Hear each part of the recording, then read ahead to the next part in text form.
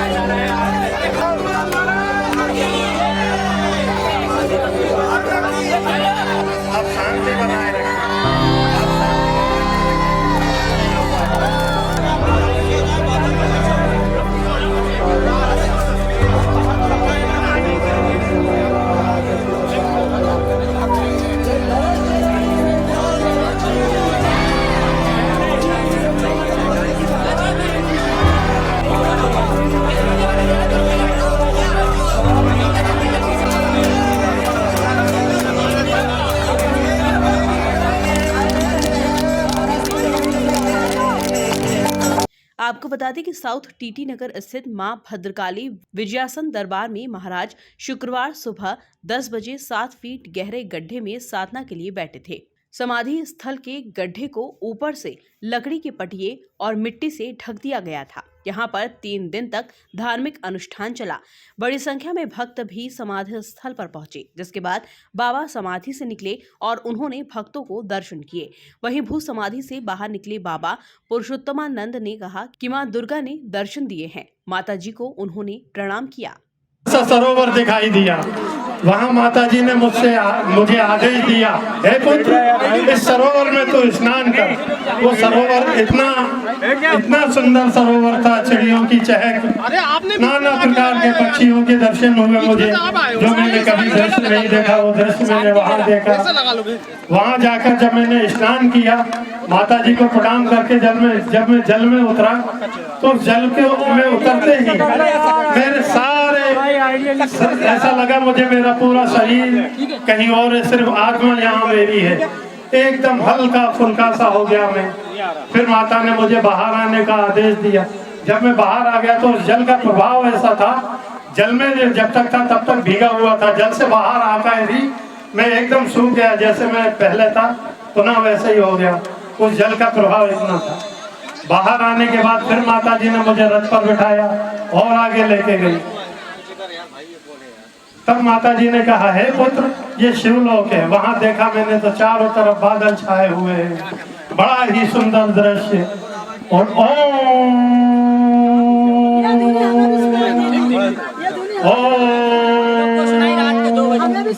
ओम आकार की ध्वनि वहां चल रही थी। और आगे बढ़ा, जब माता जी ने बताया ये विष्णु लोक है, विष्णु लोक में भी नाना प्रकार के पक्षी, नाना प्रकार के फल, वे जगत के पालनहार हैं, जगत का पालन करते हैं। उसी प्रकार से वहाँ की व्यवस्था थी। और आगे बढ़ा, वह ब्रह्मलोक में प्रवेश किया। ब्रह्मलोक में तपस्या की आवाजें गूंज रही थी, परंतु पूरे ब्रह्मांड में एक ही गुंजायमान हो रहा था,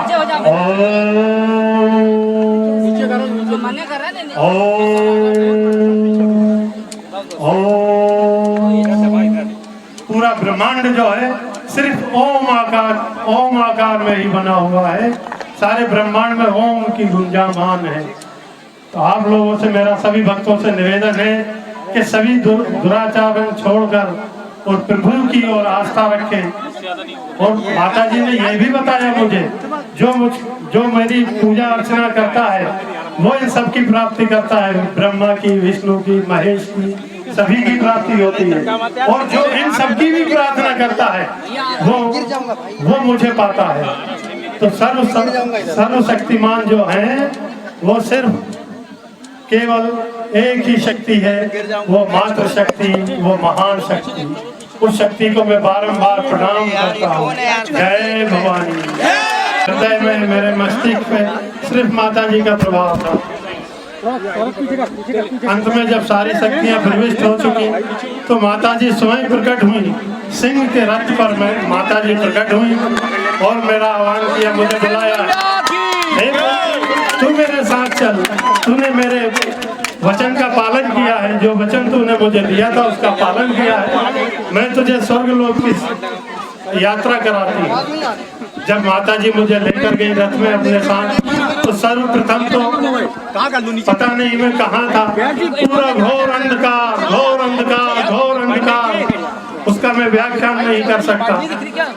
मेरे हृदय में कंपन सी हुई तो माता जी को लगा मैं भय खा रहा हूँ। माता जी ने कहा, पुत्र भय मत खा, तू मेरे साथ है, इस समय भय खाने की आवश्यकता नहीं है। मैंने माता जी को प्रणाम किया, माता जी मुझे भय नहीं, आश्चर्य हो रहा है कि मैं कहाँ जा रहा हूँ। माता जी बोलती है, तू चिंता मत कर, तू सिर्फ देखता रहे, मैं तुझे कहाँ कहाँ लेके जाऊंगी, तू सिर्फ देखता रहे।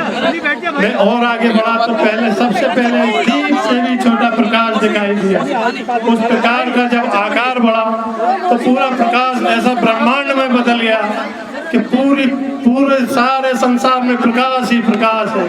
बहुत आनंद आ रहा था वहाँ मुझे। जब मैं वहाँ पहुँचा तो माता जी से मैंने प्रश्न किए, माता जी अंधकार कैसा था? तो माता जी ने उत्तर दिया, हे पुत्र, जो लोग नशक्त हैं, जो लोग मदिरा पान करते हैं, जो लोग मांस का भक्षण करते हैं, जो दुराचारी हैं, जो दुष्कर्मी हैं, जो पापी हैं, ये स्थान उनके लिए निर्धारित है।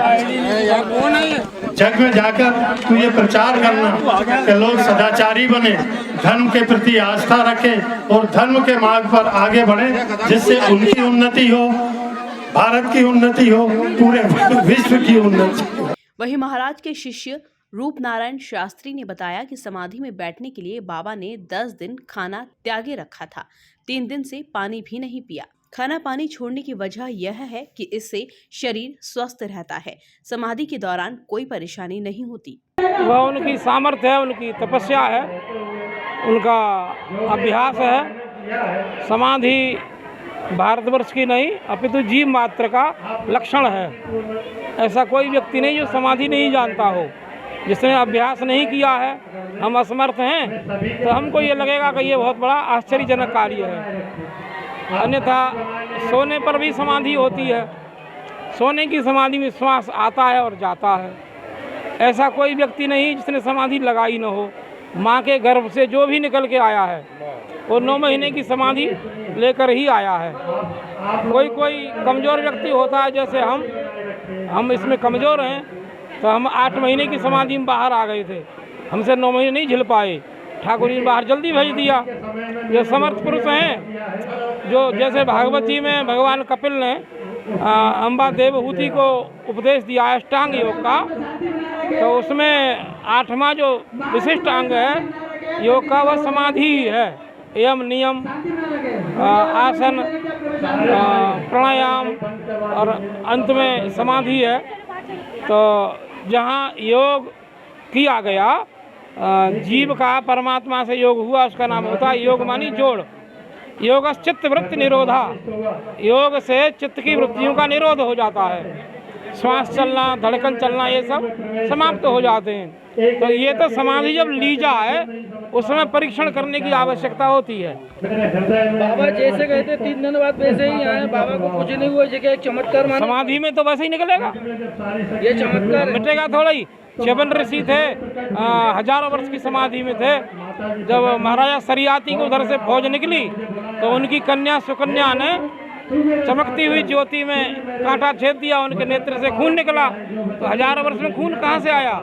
समाधि में ज्यों का त्यों रखा रहता है। ये विधि है। स्वामी पुरुषोत्तमानंद महाराज की उम्र 60 साल है। उनके दो बेटे मित्रेश कुमार सोनी और हृदयेश कुमार सोनी हैं। वे बेटों पत्नी चारू सोनी के साथ ही आश्रम में रहते हैं।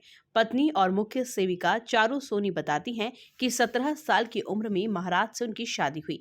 बचपन से पति का साधना पूजा पाठ की तरफ काफी ध्यान था। उनके पिता देवचंद्र सोनी भी संत रहे हैं। 5 भाइयों में महाराज सबसे छोटे हैं। Bureau report, MP news, Bhopal.